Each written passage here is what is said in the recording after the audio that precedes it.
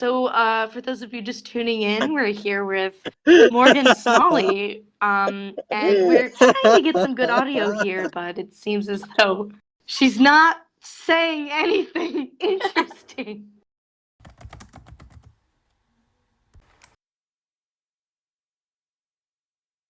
Hopefully this works. Now recording. Did you hear that?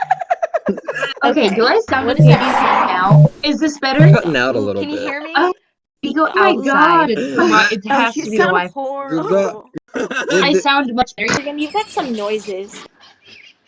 Was that a bird? What the fuck? What? God damn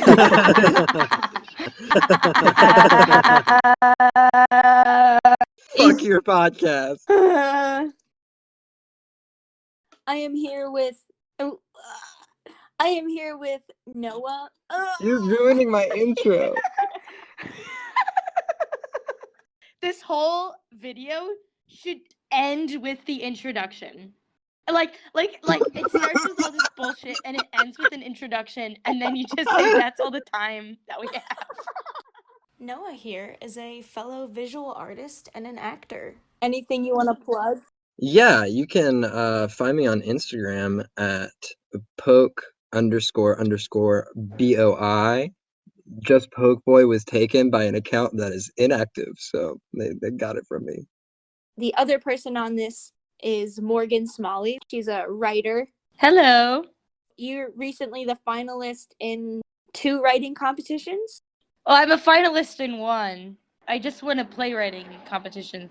Before Corona, I was making dumb videos on an Instagram called Morgie Smoogle. My friend Danny Dobbins used to help me before Corona, but We missed those videos. once this all got started, he went to Virginia to get away from the city, and it's safer in the country than it is in the city right now, so he ran away.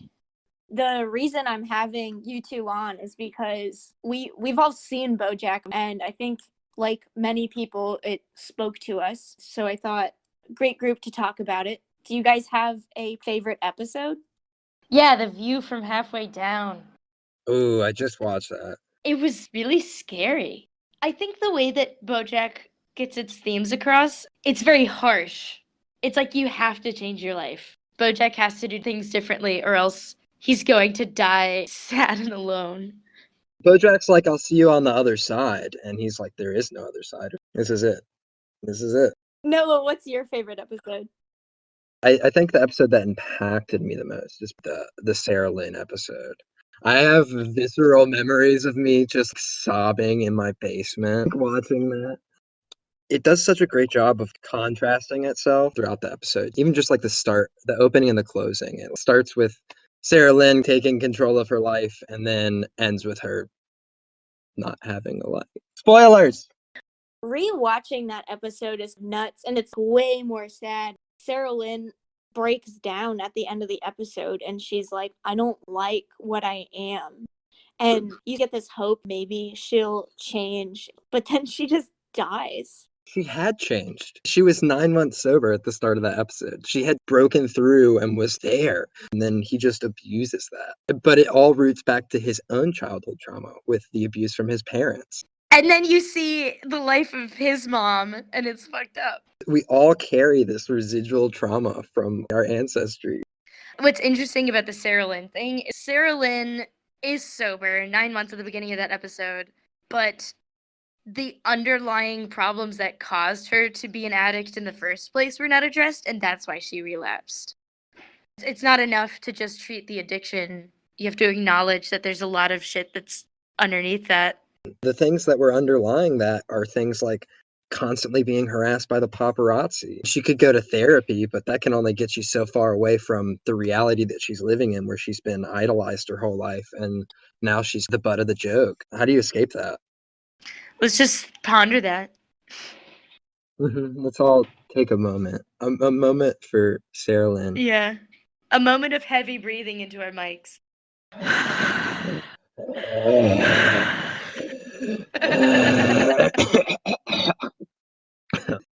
I think a lot of the reason Sarah Lynn used drugs was because she was so famous that she had no real connections with anyone. And all of her connections were either just surface level or they were people trying to get stuff from her. It goes back even to when she got out of what was their show called? Horsing Around. After that, she tries to break out as her own person, and it's all about, I'm mature, I have sex, I do drugs, and I'm so cool. Can you imagine not having a childhood, or your childhood being fake? She has all these memories from early on. I think she said she signed on at 3. Can you imagine your early childhood memories are just mixed in this weird limbo of reality and fake reality? And What character did you guys feel like you related to the most? Oh, always Diane. I feel like people don't want to admit that they relate to Diane because she's like the most boring character, but I think Diane is very relatable. I think originally, this is how I self-identified with characters. It was originally Todd, but I think I recently restarted watching this, and I feel like I relate way more to Diane. Maybe it's just this point in my life, like out of college versus in college, but definitely feel like I relate more to her. Even in college, I resonated with Diane. I mean, I haven't been out for that long. You are a lot more like Diane than I am, I think. That's true. I mean, just like you're a writer, you just have like automatic glaring similarities. Yeah, that's true. I'm a fuck up. I sleep on couches all the time. I'm Todd.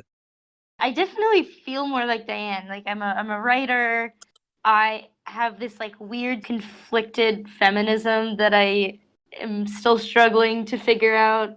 She's very insecure. Yeah, and she always has these huge ambitions and she thinks she needs to be doing something that's going to be great for the world, but then in the end, she just kind of writes a children's book. I feel like I'm lucky that I kind of figured that out before I was Diane's age, that she figured it out.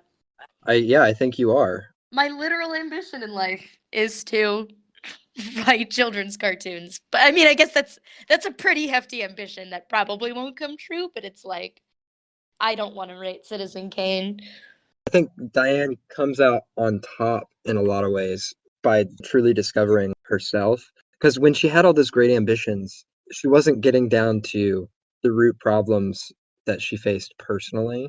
And like once she kind of accepts all that, she is able to move on. And I think that's where I want to be in this time, especially with all this shit going on, the fucking coronavirus and like isolation. It's like I want to figure out who I am and how to get the most out of my life and not look for other people's approval so much. Look for personal approval. Like Diane, she doesn't end up really fulfilling what she thought were her goals. She just learns to accept herself. Mm-hmm.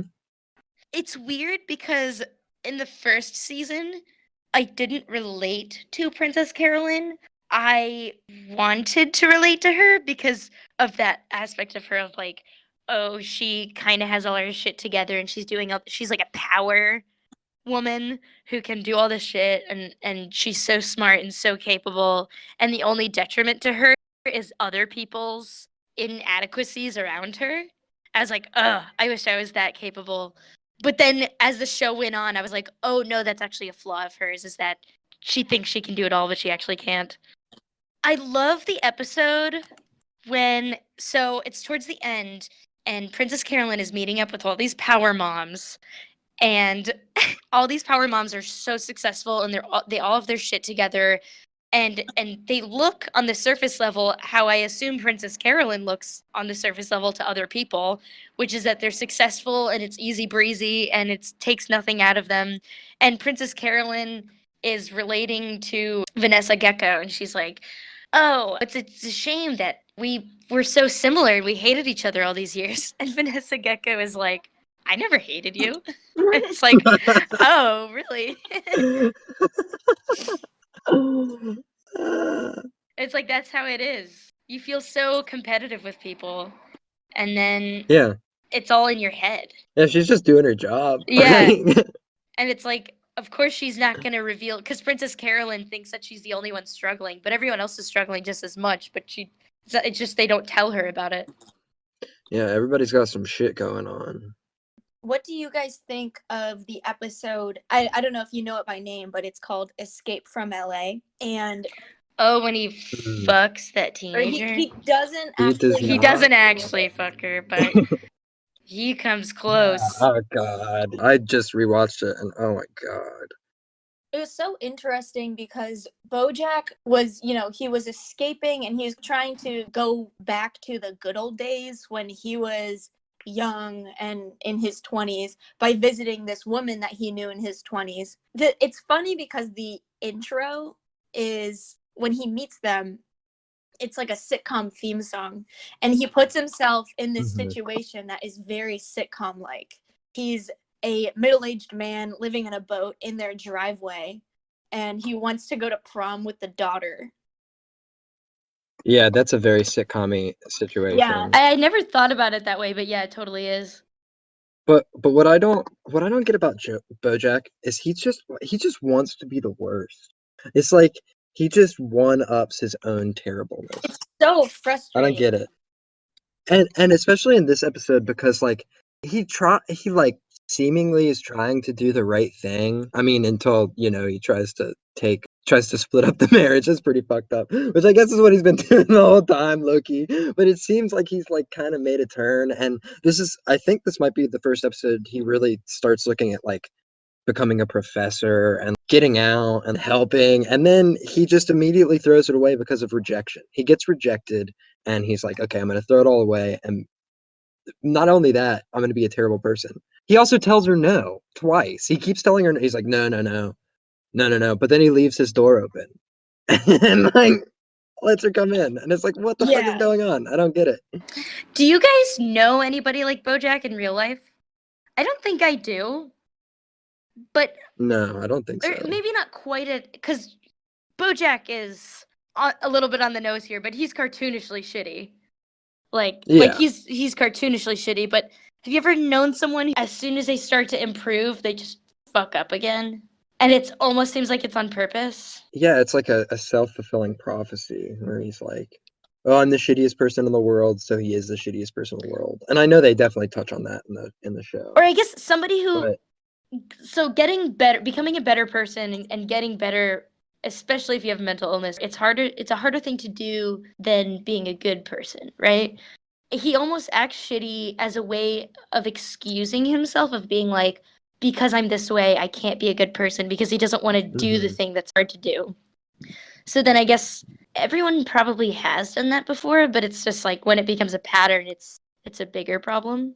For like me, it would be things like, oh, well, I'm not gonna submit to this thing or that thing because it's like fear of rejection. You do those self-defense-y things. You're like, I'm not gonna do this because I don't want the hurt of missing out on it. Or, it's like if I don't even put myself out there, then that excuses everything. I don't have to worry about it. But it's like you said, hard work. It's the fear of working hard. He's afraid to work hard to be a better person. And he's afraid he's just going to end up in the same place. So he just stays in the same place. And that's an interesting point, because when you say it comes from, I don't want to submit to a thing, which is a thing I think everyone has done. I think that stems from inconfidence. Totally. Insecurity. Yeah. Inconfident in yourself to make the right choices, or lack of trust in yourself, maybe is a better way of putting it.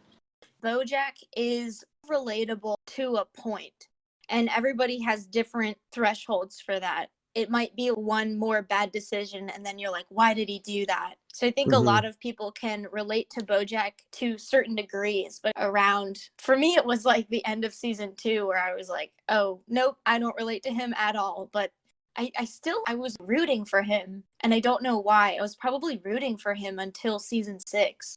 Seasons 4 and 5.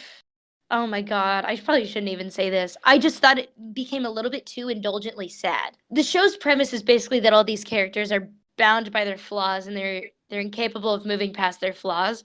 But because of the premise of that show, it's really frustrating to watch at times because it can be really indulgent. These characters are indulging a little bit too much in their flaws.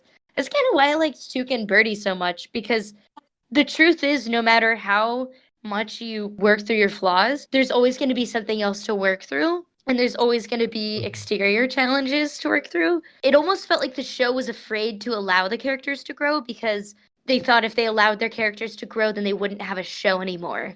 But maybe that's just they really knew their audience. Almost everyone I know who loves Bojack Horseman loves that about the show. And I mean, they comment on it all the time. You know, Diane especially comments to Bojack. I mean, or I guess Bojack comments to Diane.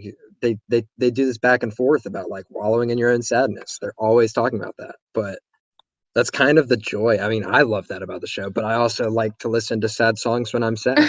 Like, you know, I like to hurt when I want to hurt. And I think a lot of people relate to that. I found the show until the second half of season 6. When I watch a show, I'd become sad, and then I would indulge in my own sadness, and I wouldn't do anything about the fact that I was sad. But then season 6 got me off my ass. Like I finished the beat from halfway down, and I was like, "Fuck, I gotta talk to my friends and family more." Yeah. I am on the Bojack subreddit, and people will literally post, "I got sober because of this show." And That's I crazy. think Yeah. like this show just literally has an impact on people. It changes the way they view themselves because they'll see themselves in Bojack and then say, "Oh wait, Bojack is shitty. I don't want to be like that." And then they'll change themselves. Definitely. I've definitely had self-realizations watching Bojack and been like, damn, dude, you gotta work on that. You gotta work on that. And call your mom. Earlier, you said Todd was. Why did you relate to Todd, Noah?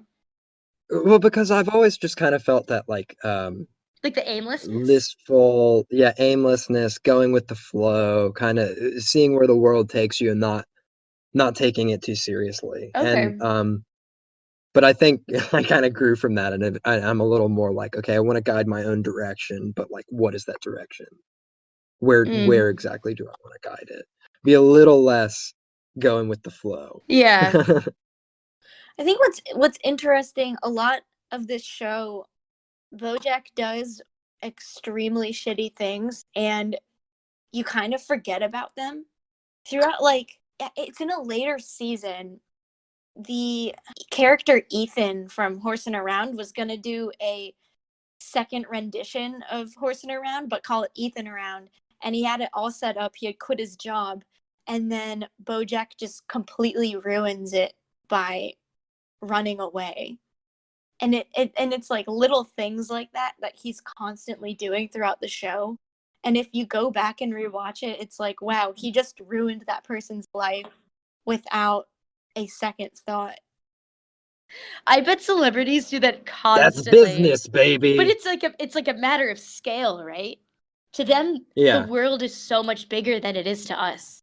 So if they fuck someone like us over, then it's not really a big deal. But if they get fucked over, it's like it's the biggest. Yeah, he definitely does do that. I thought it was interesting. So in the second installment of the 6th season, he is basically doing better. Like he's improved a lot. He doesn't seem like the same person as the guy from season 1. And yet that is the season where all of his mistakes come back to him, and it doesn't feel fair. It's like I didn't do those things, another guy did those things. But even though he improved, his mistakes still followed him, which is an interesting thing because it's like a really deep-seated fear that I think we all have.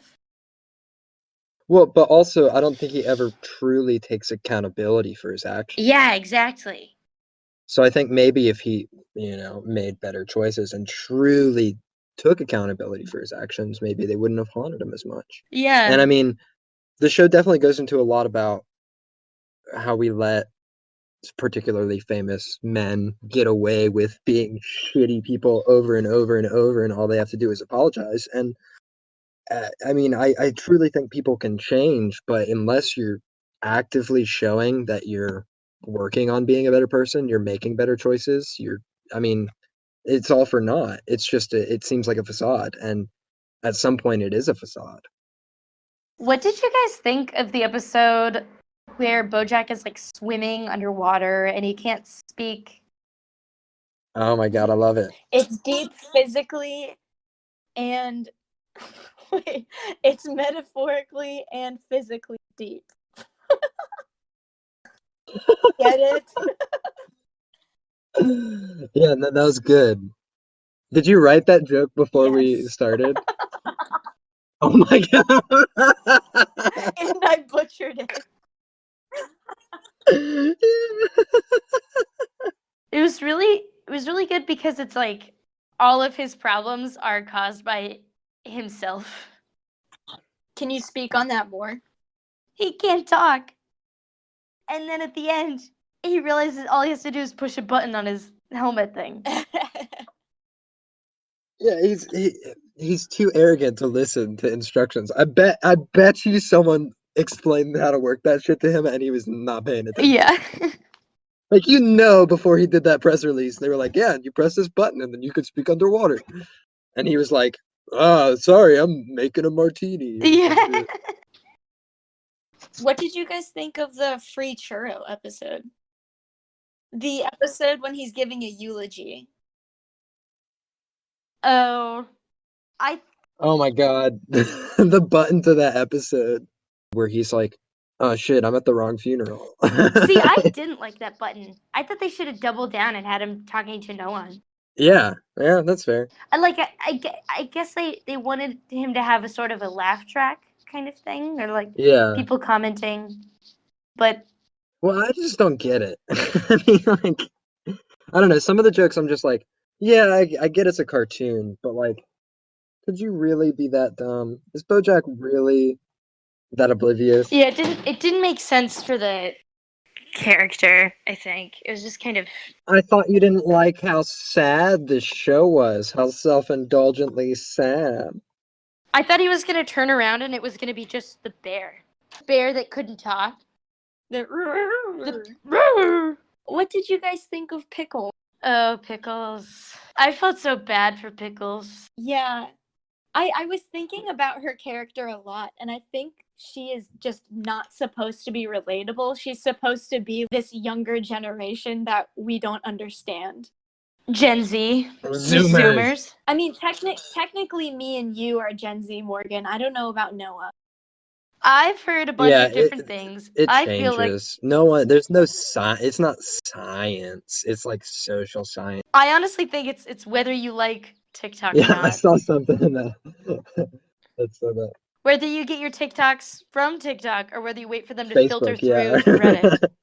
That determines whether you're a Zoomer or a millennial. Yep. We should do an outro. Should we all sing the Bojack song? BoJack. Back in the 90s, I was in a very famous TV show. BoJack. I'm okay with that. You're okay with what just happened?